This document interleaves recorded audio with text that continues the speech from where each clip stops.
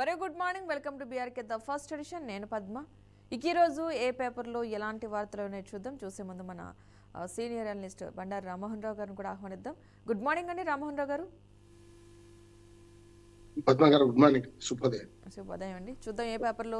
ఏపీకి సంబంధించిన ఒక వార్త అయితే ఇక్కడ మనకి కనిపిస్తుంది. రద్దుబాటులో అన్నమయ్య జిల్లాలోని రాజంపేట కడపలోకి, రైల్వే కోడూరు తిరుపతి జిల్లాలోకి, రాయచోటి ప్రాతిపదిత మదనపల్లెకు ప్రజల నుంచి పెద్ద ఎత్తున వినతులు. రాయచోటి జిల్లా కేంద్రంపై అభ్యంతరాలు పరిగణలోకి తీసుకోవాలన్న సీఎం. కొత్త జిల్లాలు డివిజన్లపై 927 వినతులు. పోలవరం, మార్కాపురం, మదనపల్లె ఒకే మొత్తం జిల్లాల 28 రెవెన్యూ డివిజన్గా నక్కపల్లికి బదులు అడ్డరోడ్డు జంక్షన్. ఇక జిల్లాల పునర్వ్యవస్థీకరణ ప్రక్రియలో ఊహించని పరిణామం అయితే తెరపైకి వచ్చింది. ప్రస్తుతం ఉన్న 26 జిల్లాల్లో ఒకటైన అన్నమయ్య రద్దుబాటులోకి వస్తుంది. ప్రజల నుంచి వస్తున్న వినతులు, నిరసనలు, అభ్యంతరాలను పరిగణలోకి తీసుకుంటున్న ప్రభుత్వం అన్నమయ్య జిల్లాను రద్దుల పద్దులోకి తీసుకురావాలనుకుంటుంది. కొత్త జిల్లాలు డివిజన్ల ఏర్పాటుపై జారీ చేసిన ప్రాథమిక నోటిఫికేషన్ల గడువు ముగిసిన నేపథ్యంలో శనివారం ముఖ్యమంత్రి చంద్రబాబు కీలక సమావేశం నిర్వహించారు. మంత్రివర్గ ఉపసంఘానికి నేతృత్వం వహిస్తున్న రెవెన్యూ మంత్రి అనగాని సత్యప్రసాద్, పురపాలక శాఖ మంత్రులు వీళ్ళందరూ కూడా పాల్గొనడం జరిగింది. సో ఈ జిల్లాలకు సంబంధించి పునర్వ్యవస్థీకరణలో భాగంగా ఈ అన్నమయ్య జిల్లాకు సంబంధించి రద్దుగా ప్రకటించడానికి ప్రయత్నాలు జరుగుతున్న నేపథ్యంలో ఈ అంశాలు ఏ విధంగా పోతాయి అంటే ప్రజల నుండి ఎలాంటి అంటే పాజిటివ్గా ఉంటుందంటారా, నెగిటివ్గా ఉంటుందంటారా? పద్మ గారు, మీకు అట్లాగే బీఆర్కే న్యూస్ ప్రేక్షకులకు నమస్కారం. ఈ జిల్లాల ప్రహసనం ఎట్లా ఉందంటే, నాయకు పాలకుడు మారినప్పుడల్లా కొత్త జిల్లాల ఏర్పాటు లేకుండా పాత జిల్లాల రద్దు ఇట్లా నడుస్తున్నాయి. నేను 2022లోనే ఆయన వాళ్ళ జగన్మోహన్ రెడ్డి గారు జిల్లాల ప్రతిపాదన చెప్పినప్పుడు 4 వ్యాసాలు రాశారు. జిల్లాలను ప్రాతిపదిక దేని తీసుకున్నారు? వాళ్ళు పార్లమెంట్ నియోజకవర్గాలు తీసుకున్నారు. మొట్టమొదటి అసలు పార్లమెంట్ నియోజకవర్గాలు శాశ్వతం కాదు, జిల్లాలు 100 సంవత్సరాలు శాశ్వతం. ఒకనాడు నేను 20 జిల్లాలు చదువుకున్నాను ఉమ్మడి ఆంధ్రప్రదేశ్ లో. తర్వాత 23 జిల్లాలు అయినాయి చూసినాం కదా మనం. అంటే ప్రకాశం కానీ, విజయనగరం కానీ, రంగారెడ్డి జిల్లా కొత్తగా వచ్చినాయి. అది వేరు సందర్భాల్లో వచ్చినాయి. పేరు పెట్టేటప్పుడు కూడా మహనీయుల పేరు పెట్టేటప్పుడు జిల్లాకు అవసరమా కాదా అని చూడకుండా పెడితే వాటిని మనం ఏం చేస్తున్నాం? మనం పొట్టి షార్ట్ నేమ్ తో పిలుస్తున్నాం. వైఎస్ఆర్ కడప జిల్లా, మన దాకా వైఎస్ఆర్ జిల్లానే. అందుకు ప్రకాశం జిల్లా ఒక్కటి నిలిచింది. ప్రకాశం ఒంగోలు జిల్లాను కొందరు అంటారు ప్రకాశం జిల్లా. పిఎస్ నెల్లూరు, పొట్టి శ్రీరాములు నెల్లూరు. ఎవరికైనా అర్థమైందా? పిఎస్ నెల్లూరు అంటున్నాం మనం. అంటే ఇట్లా చూసుకుంటే చాలా పేర్లను మనం అనవసరంగా మహనీయులు అవమానపరిచినాం. ఇక జిల్లాల విభజనకు వస్తే పద్మ గారు, ఏదైతే పార్లమెంట్ నియోజకవర్గాలు రేపు పొద్దున మళ్ళీ డిలిమిటేషన్ వస్తుంది. మనకు 25 నియోజకవర్గాల బదులు ఇంకో 10 పెరుగుతాయి అంటున్నారు. అట్లాగే 175 అసెంబ్లీ నియోజకవర్గాలు 225 అవుతాయి అంటున్నారు. విభజన చట్టం రాసిన తప్పనిసరి అయితే కనుక అప్పుడు ఏం చేస్తారు? మళ్ళీ ఈ నియోజకవర్గాలు హద్దులు మార్చేస్తారా? కాదు కదా. బ్రిటిష్ గారి హయాంలో అయినాక మనం కేవలం 3 జిల్లాలు మాత్రం ఏర్పాటు చేసుకున్నాం. తర్వాత ఏర్పాటు చేసుకుని స్వాతంత్రం వచ్చినాక. అటువంటిది వాళ్ళే 25 జిల్లాలు చేస్తానంటే అప్పుడే అన్నాను 30 జిల్లాలు తక్కువ అయితే అన్యాయం చేసినట్టే కాదన్నాను. ఏమైంది? మనకు అరకు జిల్లా చేసి అరకు జిల్లాను గతంలో అంత దగ్గరగా ఉన్న పరిపాలన దూరం చేసేసి ఇక్కడిక్కడ 150-200 కిలోమీటర్ల దూరం నుంచి జిల్లా కేంద్రం రావాల్సిన పరిస్థితి తీసుకొచ్చారు. చూసాం కదా మనం. కాదని చెప్పి దాన్ని 2 జిల్లాలు చేశారు. అరకు అంటే మనం ఎప్పుడు అల్లూరు సీతారామరాజు జిల్లా ఒకటి, అరకు జిల్లా ఒకటి. అప్పుడు కూడా దూరంగానే. అందుకనే ఇవి కేవలం గ్రాఫిక్స్ తోనే పైన చూసి చేస్తే లాభం లేదు.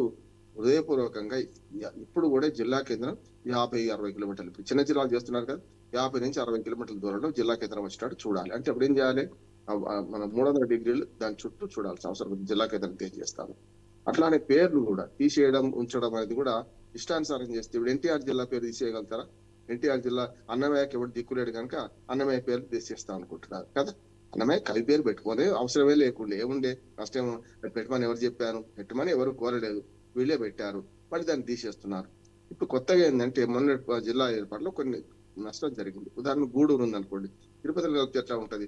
దాన్ని నెల్లూరులో కలపని మొదటి నుంచి అన్నారు. నేను దాని సంతనూతుల పాడుంది, సంతనూతుల పాడును ఒంగోలు దగ్గర నుండి దాన్ని తీసుకుపోయి ఇంకో నియోజకవర్గం కలిపి, ఎందుకంటే బాపట్ల పార్లమెంట్ నియోజకవర్గంలో ఉందని దాన్ని కలిపేశారు. అంటే ఆ హద్దులు చెరిపేస్తాయి పద్మ గారు. ఇప్పుడు ఏమంటే అంటే నియోజకవర్గాలు ప్రతి 10 సంవత్సరాలకు ఒకసారి డిలిమిటేషన్, ఈసారి 25 సంవత్సరాలకు పెట్టారు. డిలిమిటేషన్ జరిగినప్పుడల్లా పార్లమెంట్ నియోజకవర్గం మారుతాయి కదా.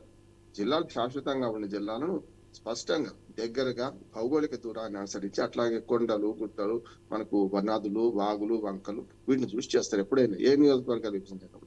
అట్లా ఇది కూడా చేయాలంటున్నాను. ఇది విడిచిపెట్టి మొదలు 26 జిల్లాలు చేశారు ఆయన. ఇప్పుడు ఈయన 29 జిల్లాలు చేస్తా అన్నాడు. 29 నుంచి అన్నమయ్య క్యాన్సల్. అంటే పంచపాండవులు ఎంతమంది అంటే మంచకోళ్ళ వాళ్ళ ముగ్గురు అని 2 రాసి ఒకటి కొట్టేసినట్టుంది. ఇప్పుడు ఏమైంది? ఆదోని జిల్లా కేంద్రం కావాలని చెప్పి పెద్ద ఎత్తున నిరసనలు జరుగుతున్నాయి. రాజంపేట జిల్లా కేంద్రం కావాలని దాదాపు 60 రోజుల నుంచి నిరసనలు జరుగుతున్నాయి. చూస్తున్నాం కదా మనం. అంటే అన్నమయ్య జిల్లా తీసేసి తుప్ప అని ఇటు రాయచోటి, ఇటు మదనపల్లి అంటే అన్ని కలిపేసి మొత్తం మదనపల్లి జిల్లాలో కలిపేస్తా అంటారు. అప్పుడే చెప్పాను, మదనపల్లి భౌగోళికంగా చూస్తే అది చిత్తూరుకి ఈ మూలకు ఉంటది, చిత్తూరు జిల్లాకు. కనుక అవన్నీ కలిపి ఒక ప్రాంతం చేస్తే కడప జిల్లా నుంచి కొంత, చిత్తూరు జిల్లా నుంచి చేస్తుంది. అంటే విఘ్నులు గాని ఎవరైనా భౌగోళికంగా అవగాహన ఉన్న వాళ్ళు ఎవ్వరి చూడకుండా రాజకీయ ప్రయోజనాల కోసం జిల్లాలు ఏర్పాటు చేశారు. అంటే రేపు పొద్దున ఈ జిల్లాలో రాజకీయ ప్రయోజనం ఎవరున్నారు? మంత్రులు కూడా తమ జిల్లాలో పక్క నియోజకవర్గాల్లో పోలేకపోతున్నారు. నా నియోజకవర్గం నువ్వెవడరా వస్తాను అని చెప్పి మంత్రులు కూడా ఎమ్మెల్యేలు హెచ్చరిస్తున్నారు. చూస్తున్నాం ఆ పరిస్థితి అయింది. ఒకనాడు మంత్రి అంటే రాష్ట్రానికి మొత్తం పరిచయం ఉన్న వ్యక్తి మంత్రి అయ్యేవాడు. అవి లేవు. తన నియోజకవర్గానికి పరిమితం అవుతాడు, పక్క నియోజకవర్గానికి పోనివ్వరు, పేరుకు మంత్రి ఉంటాడు, అంతే, అంతకని ఏం లేదు. కనుక రాజకీయ మనం ఏమంటారు దాన్ని అశ్వదృష్టితో ఆలోచన చేస్తే పూర్తి స్థాయిలో జిల్లాల ఏర్పాటు అన్యాయం జరుగుతుంది.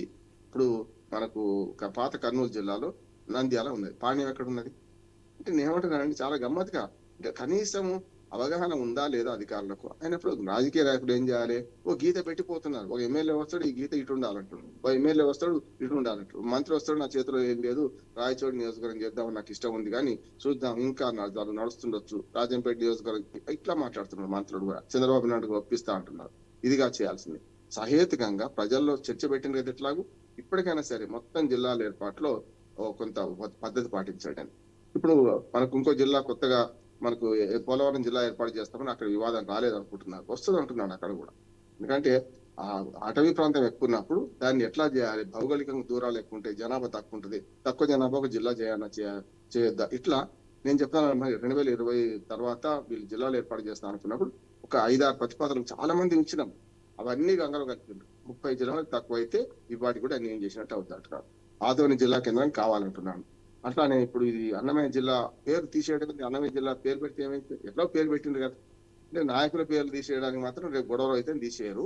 ఇప్పుడు ఇదేమో పేరు కవి ఉన్నది కాబట్టి అసలు ఆ పేర్లే వద్దంటున్నారు. నిజంగా చెప్పాలంటే వాళ్ళ పేరును అవమానించడం ఎవరు పెట్టినా, అది రాజకీయ నాయకులది కావచ్చు, ఏమైనా కావచ్చు, భౌగోళికంగా ఆ పేరు ఏది కడప ఉంది, కడపనే ఉండాలి, నష్టం ఉన్నది. ఆఖరికి మొన్న దుర్మార్గం ఏంటంటే కడప జిల్లాను కడప అనే పేరు తీసేసి వైఎస్ఆర్ జిల్లా అని చేసేసాడు. నేను వాళ్ళ వ్యతిరేకం కాదు, నేను మనుషులకు అంటే వాళ్ళని అవమానిస్తున్నాను. అంబేద్కర్ గారికి జిల్లా అవసరమా? అంబేద్కర్ ఆయన మహానుభావుడు, ప్రపంచవ్యాప్త నాయకుడు ఆయన. అటువంటి ఆయన తీసుకొని జిల్లా పేరు పెట్టుకుందాం అంటే ఏమన్నట్టు? తెలంగాణలో కూడా పివి నరసింహరావు పేరు మీద ఏదన్నా ఒక జిల్లా పిచ్చవనుకోవడమా? ఏదన్నా ఒక జిల్లా అయింది నేషనల్ ఇన్స్టిట్యూట్ కి ఆయన పేరు పెట్టాలి అంటే ఇట్లా ఉన్నాయంటే పూర్తిగా ఈ జిల్లాల ఏర్పాటులో రాజకీయ ప్రమేయం పెరిగింది. దీనివల్ల ఇంకోటి వచ్చి రెడ్డి వచ్చి మొదలవడానికి మళ్ళీ మొదలు పెట్టింది అనుకోండి, అప్పుడు ఏమవుతుంది? మళ్ళీ జిల్లాల హద్దులు మారిపోతాయి. ఇవన్నీ చూస్తే రేపు ఎంప్లాయీస్ అట్లాగే విద్యార్థుల భవిష్యత్తు పణంగా పెట్టడం అంటున్నారు. ఇవాళ ఈ జిల్లాలో ఉంటాడు, రేపు ఇంకో రోజు ఇంకో జిల్లాలో ఉంటాడు. ఏమన్నట్టు వీళ్ళు రేపు సర్టిఫికేట్ ఎట్లా వస్తాయి? వీళ్ళు చదువు ఏం కావాలి? రేపు వీళ్ళు పెరిగిన తర్వాత ఎన్ని జిల్లాలు మారినవే అంటారు. లోకల్ ఇవన్నీ సమస్య వస్తే రాదా? జోనల్ సమస్య వస్తుందా రాదా?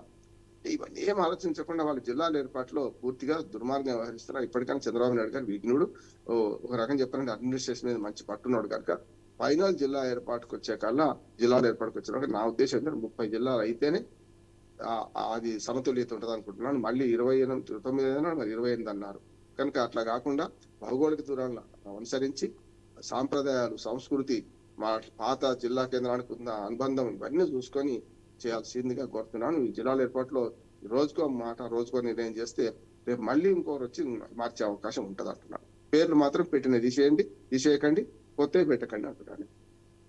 ఓకే, మరొక అంశాన్ని అయితే చూద్దాం. ఏపీకి సంబంధించి రప్ప అని రెచ్చిపోతే జైలుకి. జగన్ పుట్టినరోజు పేరిట పేటరేకపోయిన వైకాపా మూకలు, నడి రోడ్డుపై పొట్టేళ్లను నరుకుతూ జగన్ చిత్రాలకు రక్త తర్పణాలు, ప్రజలను భయపెట్టేలా కత్తులతో రోడ్లపై ప్రదర్శన, 16 కేసులు, 63 మంది అరెస్టు, పలువురిని రోడ్లపై నడిపిస్తూ కోర్టుకి తీసుకువెళ్లిన పోలీసులు. అంటే ఈ అంశానికి మనం చూసుకున్నట్లయితే సంబంధించి వైకాపా అధినేత జగన్మోహన్ రెడ్డి పుట్టినరోజు సందర్భంగా ఉన్మాదంతో పేటరేగిపోయిన వైకాపా నాయకులు, కార్యకర్తలపై పోలీసులు అయితే ఉక్కుపాదం మోపుతున్నారు. రాజకీయం ముసుగులో రౌడీయిజాన్ని, అరాచకాన్ని ఏమాత్రం ఉపేక్షించేది లేదంటూ కూడా కఠిన హెచ్చరికలు అయితే పంపిస్తున్నారు. ఇంక ఈ నెల 21న తర్వాత రాష్ట్రంలోని పలుచోట్ల వైకాపా నాయకులు, కార్యకర్తలు, కొందరు రౌడీ షీటర్లు నేర చరితులతో కలిసి రోడ్డుపైన పెద్ద పెద్ద కత్తులు తలవార్లు చేత పట్టుకుని ప్రదర్శనలు ఇస్తూ పొట్టేళ్లు నరుకుతూ ఆ రక్తంతో జగన్ ఫ్లెక్సీలకు అభిషేకం చేస్తూ 2029లో రప్ప నరుకుతామని ప్రజలను తీవ్ర భయభ్రాంతులకు గురి చేస్తారు. అంటే ఈ అంశానికి సంబంధించి మనం చూసుకున్నట్లయితే కనుక ఆ రక్తపాతాలు అంటే ప్రజలు భయభ్రాంతులకు గురి చేస్తున్నారా, వచ్చిన తర్వాత మేము ఇలా ఉంటామని చెప్తున్నారు, అంటే ప్రజలకు ఎలాంటి సందేశం ఇస్తున్నారు అనుకోవచ్చు. అంటే దీనివల్ల యూత్ కూడా చెడిపోయే అవకాశం లేదంటారా? శాస్త్ర సాంకేతిక రంగాల్లో అద్భుతాలు దాని చర్చ జరగదు సమాజంలో. ఒక ఒక వ్యక్తి పుట్టినరోజు గతంలో పాలాభిషేకాలు చేసేవాళ్ళం 18 పాలాభిషేకాలు లేకుంటే శివయాత్రలు. ఇష్టం ఉంటే పాలాభిషేకాలు, ఇష్టం లేకపోతే శివయాత్రలు కదా. ఇప్పుడు అది పోయింది. ఇక రఫా నరకడం అదొకటి పెద్ద డైలాగ్ అయిపోయింది. ఆఖరికి ముఖ్యమంత్రుల స్థాయి వాళ్ళు కూడా ఆ మాట మాట్లాడాల్సిన పరిస్థితి వస్తున్నాయి. మాజీ ముఖ్యమంత్రి కూడా సిగ్గుపడుకుంటూనే అదేదో సినిమా డైలాగ్ ఉంది కదా అని చంద్రబాబు నాయుడు గారు చెప్పాల్సి వస్తుంది. దానికి కారణం ఏమిటి అంటే హింసా ప్రవృత్తి పెరగడం, నేర ప్రవృత్తి పెరగడం. గతంలో భారత్ బంద్ అనే సినిమా ఒకటి ఉండే, దానిలో కాస్ట్యూమ్ కృష్ణ విలన్ తాను ఆ హీరోని తన్ని రమ్మంటే అందరు పోయి తన్నులు తినొస్తారు. వాళ్ళే బుద్ధి లేదా, మీరు తన్నులు తెచ్చారా, నా పాత పద్ధతి ఎట్టిపోతుంది, నేను నా ఆయుధం నాకే ఉందని వెనక నుంచి గొడ్డలు తీస్తాడు. అట్లా అంటే నేరస్తులే ఆరాధ్యులు అయిపోతే, నేరగాళ్లే రాజకీయాల్లో ప్రవేశిస్తే ఏం జరుగుతుందో ఇవాళ చూస్తున్నాం కదా. నేనేమంటే జగన్మోహన్ రెడ్డి చంద్రబాబు నాయుడు సమస్య పక్కన పెట్టండి. ఇప్పుడు ఇవాళ బహిరంగంగా దేవస్థానంలో అంటే గ్రామదేవతలు ఉంటాయి, గ్రామదేవతల గుళ్ళల్లో కూడా బహిరంగ బలి నిషేధం ఎప్పటి నుంచో ఉంది. ఇప్పుడు కాదు, స్వాతంత్రం వచ్చినప్పుడు నిషేధం లేదు. మీరు అటువంటి చేస్తే తప్పు అన్నారు. మెట్ల మీద బలుడు ఇస్తే చూస్తాం కదా, ఆ కేసులు పెట్టిన సందర్భం. అంటే మతం కోణంలో చూసినప్పుడు కూడా జంతు బలుడు నిషేధం అన్నప్పుడు ఒక రాజకీయ నాయకుడు పుట్టినరోజుకు ఆయన ఫ్లెక్సీ ముందట ఓ మేకపోతును బలివ్వడం, మేకలను బలివ్వడం, దాంతో రక్తతర్పణం చేసినట్టు ఏం కోరుకుంటున్నాం మనం, ప్రజలకు ఏమి ఇస్తున్నాం మనము అంటే వాళ్ళకి మధ్యయుగ రాజకీయాలు. ఆంధ్రప్రదేశ్ లో లిటరల్లీ చెప్పాలంటమ్మా మధ్యయుగ రాజకీయాలు నడుస్తున్నాయి. మధ్యయుగాలు కూడా ఇంత దుర్మార్గం లేదంటున్నారు. దానికి తోడు ప్రభుత్వం చేసినోడు ఎందుకు కూర్చుంటుంది, సరే నిన్ను అరెస్ట్ చేశారు అనుకోండి, అది వేరు. అసలుకి హోమ్ మినిస్టర్ అనిత గారు ఏమంటున్నారు, మేము కూడా చూస్తూ ఊరుకోం అని చివరికి ఒక తోకదారి ఇచ్చింది పోలీసులు అని. అంటే వీళ్ళు మీరు చెప్పేదాకా వాళ్ళు ఆగాన ఏం జరిగినా వెంటనే శాంతి భద్రత పరిరక్షణ కోసం చేయాల్సింది అంటున్నాడు. సరే వాళ్ళని కాలుతో నడిపించారు, ఇవన్నీ ఉంటాయి. అటుపక్క వైసీపీ శ్రేణులు కూడా ఎంతో దుర్మార్గంగా ప్రవర్తిస్తున్నారంటే అవును తప్పేమిటి అంటున్నారు. ఇక అంటే సిగ్గు విడిచి మొత్తం అంతా దేవతా వస్త్రాలు కట్టుకొని వస్త్రాలు ఉన్నాయంటే ఎవడేం చెప్పలేడు మనం. అందుకనే అటుపక్క ఇటుపక్క రెండు పక్కల ప్రభుత్వం ఉన్నది, ఏం చేయలేకపోతున్నాం, మా ప్రభుత్వం మా మాట వినడం లేదు, మా అధికారులు మా మాట వినడం లేదు. పవన్ కళ్యాణ్ అంటే మీరు అధికారంలో ఉన్నారా లేకపోతే లేదా అని నేను అడుగుతున్నాను. వీళ్ళకి ప్రభుత్వం పెద్దలు కూడా ఎట్లా మాట్లాడుతున్నారంటే మా అధికారులు మా మాట వినడం లేదు, తాట తీస్తా, మీరు ఇట్లా చేస్తే మాత్రం మీ మీద చర్య తీసుకోవాల్సి వస్తుంది. ఇంకా 2 ఏళ్ళు వాళ్ళు 20 నెలలు అయింది ఇప్పుడు ప్రభుత్వం వచ్చి, ఇంకా ప్రభుత్వం మీద పట్టు సాధించలేకపోతే ఎట్లా అంటే చాలా సార్లు ఇప్పుడు వీళ్ళేమో బేలగా అంటున్నారు, ప్రతిపక్షంలో అయిపోయి ఇష్టం ఉన్నట్టుగా ఇట్లాంటి జంతు బలులు రఫా పాడిస్తాం, నరికేస్తాం, ఎవడు అడ్డం మాకు ఇవి మాట్లాడుతున్నారు. దీన్ని ఖచ్చితంగా ప్రభుత్వం ఉన్నది అనుకుంటే దాని రక్షణ చేయాల్సింది అంటున్నాడే. అసలు ప్రభుత్వం బాధ్యత అంటే రాజ్యం అనేది దాని నిర్వచనం ఏంటంటే రాజ్యం ఏం చేయాలి బాధ్యత అంటే ప్రజల ధన మాన ప్రాణ రక్షణ చేయాలి. ఇట్లా అరాచకంగా ఎక్కడ పడితే అక్కడ జంతు బలులు ఇస్తుంటాం, మేము రక్తాభిషేకాలు చేస్తున్నామంటే చేసిన వాడి చేయించుకునే వాటి లోపల పడేయాలంటాను ఎవడన్నా కానీ వాడు రేపోతారు. అది చేయకుండా ఇప్పుడు ఇట్లా చేస్తే ఏమైందంటే పరిశ్రమైన పదజాలను తిట్టుకుంటున్నారు, ఇష్టం ఉన్నట్టు వ్యక్తిత్వ హననం చేసుకుంటున్నారు, కుటుంబాలను బయటకు లాగుతున్నారు, రాజకీయాల్లో లేని కుటుంబాలను కూడా బయటకు తీసుకొస్తున్నారు. దుర్మార్గం అంటున్నాను. ఎక్కడన్నా దీనికి ఎండ్ కార్డు పడాలి, లేకపోతే మాత్రం ఇట్లా చేస్తే ప్రభుత్వం ఉన్నట్టే లెక్క కాదంటున్నాను. ఏమైనా కానీ అది కక్ష సాధింపు అనుకున్నా సరే ఇటువంటి అరాచకానికి ప్రోత్సహిస్తే రేపు పొద్దున చూస్తున్నాం కదా, ప్రపంచవ్యాప్తంగా జంజీ ఉద్యమాల వల్ల యువత అరాచకం సృష్టించి ఏమైనా చూసినా దేశాల అల్లకాలం అయిపోయింది. ఇవాళ రాష్ట్రాల ఆర్థిక స్థితి కూడా ఇట్లా ఉంటే అరే శాంతి భద్రత లేదంటే ఎవరు పరిశ్రమలు పెడతాను కూడా ఎవరు రాదు. ఇట్లా బహిరంగంగా నరబలి ఇచ్చినట్టే చేస్తున్నారు. నరబలి ఇంకా నరబలి కూడా ఇస్తున్నారు, మనకేం తెలుసు అంటే ఒక రకంగా నరమేధమే జరుపుతున్నారు. ఇప్పుడు జంతు మేధం కాదు, ఇది నరమేధమే. ఒక వైసీపీని ఉద్దేశించి కాదు, మొత్తం అంతా జరుగుతుంది అదే అంటున్నాను. ఇవాళ వ్యక్తుల హత్యలు, మాయమేడు, కిడ్నాప్లు చూస్తున్నాం. మొత్తం అసలు రాజ్యం ఉందా లేదా అని పరిస్థితి వస్తుంది. కనుక ప్రభుత్వం గట్టిగా పనిచేయాలి, విధానపరమైన నిర్ణయాలు తీసుకోవాలి. రేపు పొద్దున లేకపోతే అరాచకం పెరిగిన తర్వాత ఎవడి వాడి ఏమన్నా తీరవుతారు.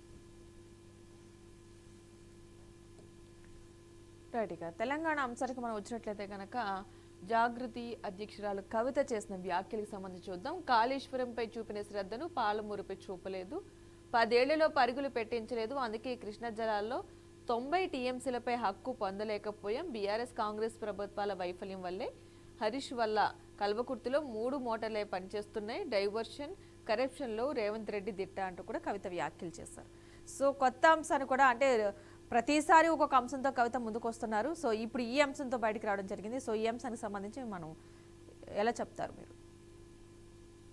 ప్రతిపక్షమా స్వపక్షమా అర్థం కాని స్థితిలో ఉన్నది. ఆమె త్రిశంకు స్వర్గంలో ఉన్నది. స్పష్టంగా ఆమె వ్యతిరేకం కాదు.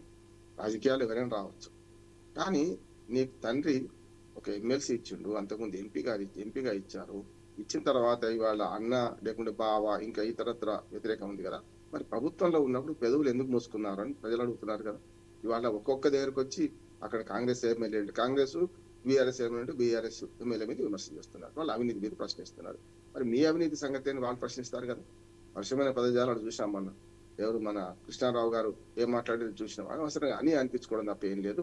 ఆమె రాజకీయ భవిష్యత్తు అగమ్య గోచరంగా ఉందాం. గతంలో సరిగ్గా ఇదే పద్ధతిలో మన షర్మిల గారు కూడా ఇక్కడ తెలంగాణలో పార్టీ పెట్టి ఇష్టం ఉన్నట్టు మాట్లాడుకుంటూ పోయి కొన్నిసార్లు ప్రతిఘటించబడ్డది ఎమ్మెల్యేలతో. ఏ ఎమ్మెల్యే జరిగితే ఆ ఎమ్మెల్యేను గెలికడం, వాళ్ళతో తిట్టుబడడం జరుగుతుంది. ఇప్పుడు ఆమె కూడా వార్తల్లో ఉందాం అనుకున్నప్పుడు నిజంగానే పార్టీ నుంచి విడిపోయి ఇంకో పార్టీ పెట్టుకుంటావా? ఏం చేస్తావా ఆలోచన చేయండి. పార్టీ ఎట్లా సస్పెండ్ చేసింది, ఇంకా మీ ఎమ్మెల్సీ పదవి పోలే కదా, ఎందుకు పోతలేదు అంటే గతంలో సస్పెండ్ చేయడానికి ఏం చేయాలి? రాజీనామా చేసిన నేను నా పని అయిపోయింది అంటున్నారు. రాజీనామా మీద ఒత్తిడి తీసుకొస్తలేరు, ఇంకా ఎమ్మెల్సీగా కొనసాగుతున్నారు కదా. అందుకనే ఇవాళ అధికారం ఉన్నప్పుడు మాట్లాడినప్పుడు ఇది విలువ ఉంటుంది. అధికారం లేనప్పుడు మాట్లాడితే అవినీతి జరిగింది అంటే, అవినీతి జరిగినప్పుడు మీ తండ్రికి తెలియదా? ధృతరాష్ట్రుడు కాదు కదా మీ తండ్రి, కళ్ళకి గంతలు కట్టుకోలేడు కదా మీ తల్లిదండ్రి అయితే. అందుకనే ఇక్కడ సమస్య వస్తుందంటే కుటుంబ కలహాలు కాస్త అంటే ఇంటిలోని పోరు ఇంతింత కాదయ్యా విశ్వద అభిరామ వినవేమన్న. ఆమె పద్ధతి సరిగ్గా లేదంటుంది. ప్రజలు మామూలు ప్రజలు కూడా ఆమె రాజకీయంగా ఇష్టం లేకపోవచ్చు, ఇది అట్లాంటి మాటలు ఇష్టం లేకపోవచ్చు, కానీ తప్పు అంటున్నారు. ఆమె అధికారంలో ఉన్నప్పుడు కనుక ఈ ప్రశ్నలు సంధిస్తే బాగుండేది. ఆమె అధికారంలో ఉన్నప్పుడు బీసీలకు ఏం చేశారు? ఆమె అధికారంలో ఉన్నప్పుడు బీసీలకు ఏమన్నా ఎప్పుడైనా లేఖ రాశారా? ఎప్పుడైనా ఏమైనా చేశారా? ఏం లేదు కదా. అధికారం పోయిన తర్వాత ఇవాళ నా ఉద్దేశం ఏంటంటే పంపకాల విషయంలో గొడవ జరుగుతుంది అనుకుంటున్నాను. దానికి కారణం ఏంటంటే పద్మ గారు, ఎప్పుడు కూడా ప్రాంతీయ పార్టీలు ఏమంటారు దాన్ని ప్రైవేట్ ఆస్తులుగా మారిపోయినాయి. దేశవ్యాప్తంగా ఒక్కటి టీఆర్ఎస్ అట్లేదు, వైసీపీ కానీ తెలుగుదేశం కానీ డిఎంకే కానీ అక్కడ సమాజ్వాదీ పార్టీ నుంచి మొదలు పెడితే కింది నుంచి మీ దాకా ప్రాంతీయ పార్టీలు తృణమూల్ కాంగ్రెస్ కానీ ప్రాంతీయ పార్టీలు అన్ని కూడా సొంత ఆస్తులుగా మారిపోయింది. అక్కడ ప్రజాస్వామ్యం ఉండదు, ఏముండదు. కనుక ఎవరైతే అధినాయకుడు ఉంటాడో వాళ్ళకి సంబంధించిన కేంద్రీకృత అవినీతి ఉంటుంది. అందుకని ప్రాంతీయ పార్టీలను కేంద్రీకృత అవినీతి, జాతీయ పార్టీలనేమో వికేంద్రీకృత అవినీతి ఉంటుంది. అంటే తేడా కింది నుంచి పైదాకా దోచుకుంటుంటారు. ప్రజల సొమ్ము, ప్రజల పన్నుల డబ్బులు, అట్లాగే వనరులు, ల్యాండ్, మైను, వైన్, శాండ్ దోచుకుంటుంటారు.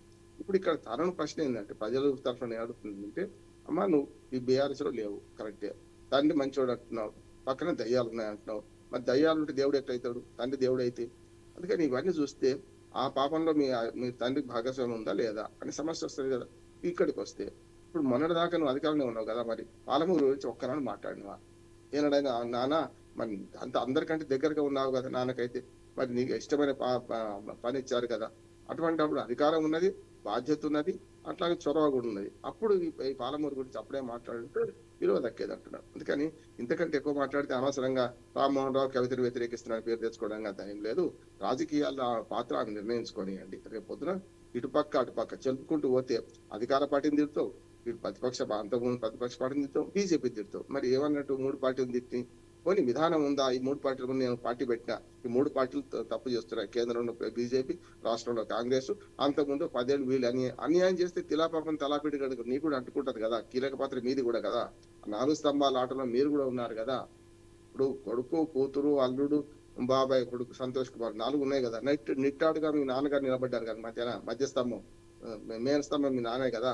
మీరు 5గురు మొత్తం రాష్ట్రాన్ని నాశనం చేసినట్టు అనిపిస్తుంది. దీన్ని బట్టి అయితే మనం మీరు చెప్పే ఆరోపణలు చూస్తుంటే రాష్ట్రాన్ని అధోగతిలో నెట్టినట్టు లెక్క 10 ఏళ్ల పరిపాలనలో. అందులో మీ పాపం కూడా ఉంది, మీ పాకస్వామ్యం ఉంది అని ప్రజలు ప్రశ్నిస్తారు.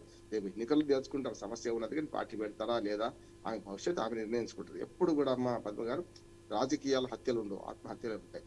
ఆత్మహత్య సదృశ్యమైన ఈ మాటల వల్ల అలసనైపోతున్నారు ప్రజల్లో. మరి పొద్దున ఎట్లా ఆదరిస్తారో చూద్దాం దాన్ని బట్టి. Okay, right. మరొక అంశం అయితే చూద్దాం. హాస్పిటల్కి సంబంధించింది. ఎయిమ్స్ స్థాయికి నిమ్స్. ఆ దిశగా ఆధునిక సేవలు, పరిశోధనలు, విభాగాల వారీగా ప్రత్యేక ఓపీ కౌంటర్లు, రక్త వ్యాధులకు నోడల్ కేంద్రంగా మార్పు, వచ్చే ఏడాది నుంచి కొత్తగా 2000 పడకలు, రోగ నిర్ధారణ పరీక్షలకు ఏఐతో అనుసంధానం, ఆసుపత్రి అభివృద్ధిపై ప్రభుత్వం ప్రత్యేక దృష్టి. హైదరాబాద్లోని Nizam's institute of medical sciences నిమ్స్లో అత్యాధునిక వైద్య సేవల విస్తరణ వేగం అందుకుంటుంది. రాష్ట్ర ప్రభుత్వం ప్రత్యేకంగా దృష్టి సారించి ఢిల్లీ ఎయిమ్స్ స్థాయిలో నిమ్స్ సేవలు అందించేలా చర్యలు తీసుకుంటుంది. సేవలు ఆధునీకరణతో పాటు పరిశోధనలకు పెద్దపీట వేయనున్నారు. సీఎం రేవంత్ రెడ్డి సూచనలతో వైద్య ఆరోగ్య శాఖ మంత్రి దామోదర్ రాజనరసింహ తరచూ అధికారులతో సమీక్షిస్తూ నిమ్స్ కు ఆధునిక వసతులు కల్పించే దిశగా కృషి చేస్తున్నారు. అంటే ఢిల్లీ ఎయిమ్స్ స్థాయిలో నిమ్స్ ని అభివృద్ధి పరిచే దిశగా ప్రయత్నాలు అయితే జరుగుతున్నాయి. సో ఇది ఒక అంటే హాస్పిటల్ కూడా డెవలప్ చేయడానికి, అభివృద్ధి చేయడానికి ముందుకు వెళ్తున్నారు. సో ఇది ఒక మంచి శుభపరిణామంగా అనుకోవచ్చు అంటారా? మంచిదే. కానీ నిజాం కాలం నాటి నిమ్స్ ఆధునిక సంతరించిన తర్వాత కొంత డబ్బులు కూడా ఉన్నాయి అక్కడ. అంతా ఫ్రీగా వైద్యం కాదు, డబ్బులు కూడా తీసుకుంటారు.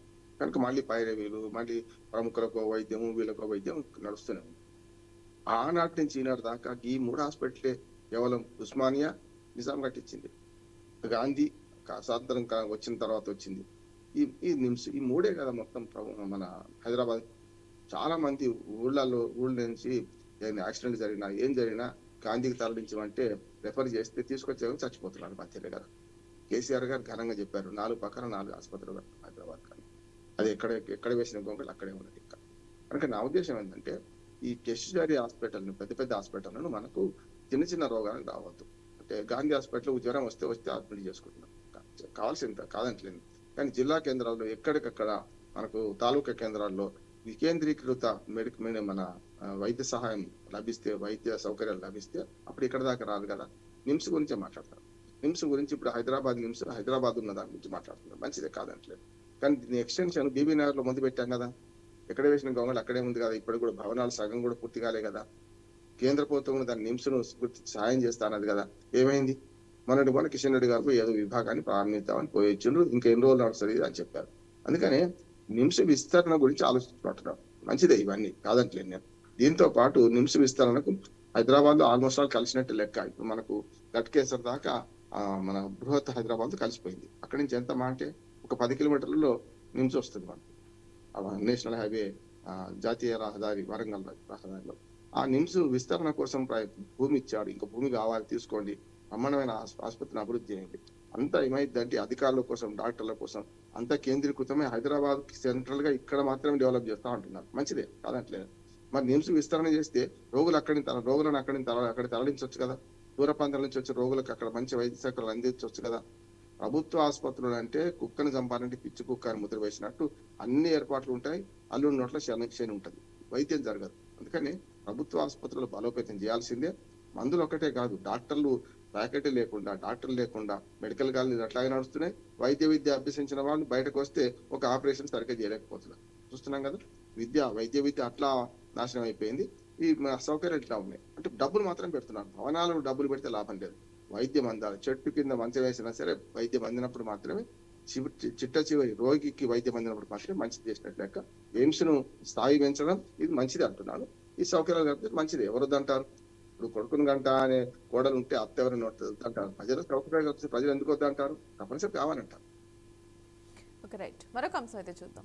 ఇక ఈ సైబర్ నేరాలకు సంబంధించి చాలా విషయాలు అయితే వస్తున్నాయి. ఈ సైబర్ నేరాలతో సంబంధం లేకుండా పోలీసుల నోటీసులు. దేశవ్యాప్తంగా ఏడాదిలో 24 లక్షల బ్యాంకు ఖాతాలు అనుమానిత జాబితాలోకి. ఠాణాలు, బ్యాంకుల చుట్టూ తిరగలేక బాధితుల అవస్థలు ఎక్కువైపోయినాయి. గత ఏడాది సెప్టెంబర్ నుంచి ఏడాది నవంబర్ వరకు కూడా దేశవ్యాప్తంగా సైబర్ నేరాలకు పాల్పడుతున్న 18.43 లక్షల మందిని అనుమానితులుగా గుర్తించారు. వారితో లావాదేవీలు జరిపారని భావిస్తున్న 24,67,000 ఖాతాలను అనుమానిత జాబితాలో చేర్చారు. వాటిలోని 8,031.56 కోట్లను తదుపరి లావాదేవీలకు అవకాశం లేకుండా చేశారు. ఈ అనుమానిత కేసులకు సంబంధించి అంటే సైబర్ నేరాలకు సంబంధించి చాలా అనుమానిత అంటే 24 లక్షల ఖాతాలను అనుమానితులుగా అయితే తీసుకోవడం జరిగింది. సో ఈ అంశానికి సంబంధించి ఏం చెప్తారు?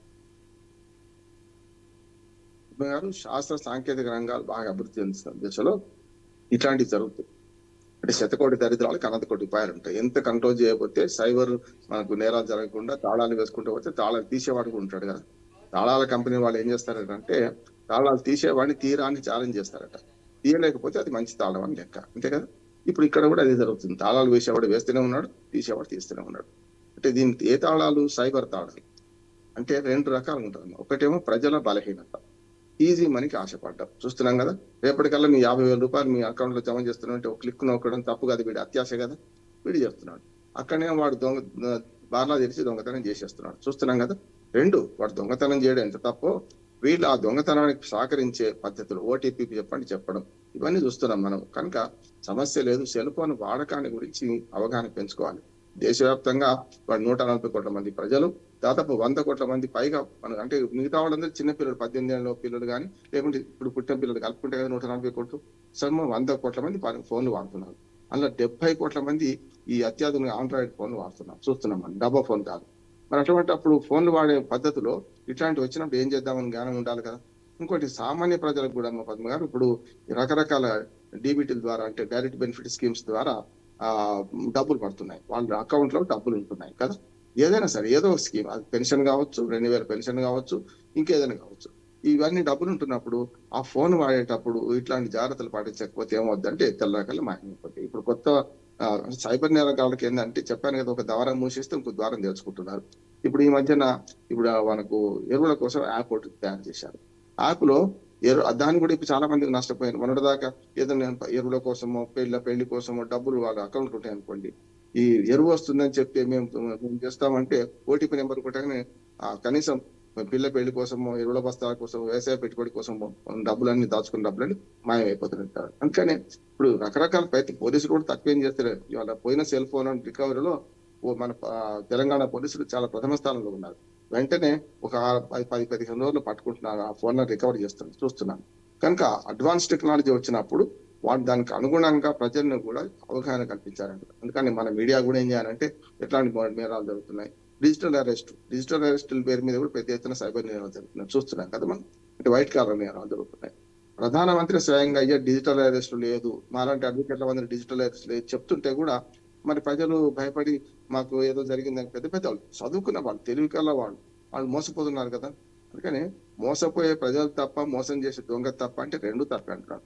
మోసపోయే ప్రజలు కూడా అత్యాశకు పోకండి, మీరు అనవసరంగా క్లిక్లు చేయకండి, తెలియని మన వీటిని ఓపెన్ చేయకండి, అట్లాగే ఓటీపీ చెప్పకండి, అవగాహన కల్పించాలి, సైబర్ నేరాలు తగ్గించే ప్రయత్నం చేయాలి, కాదట్లేదు.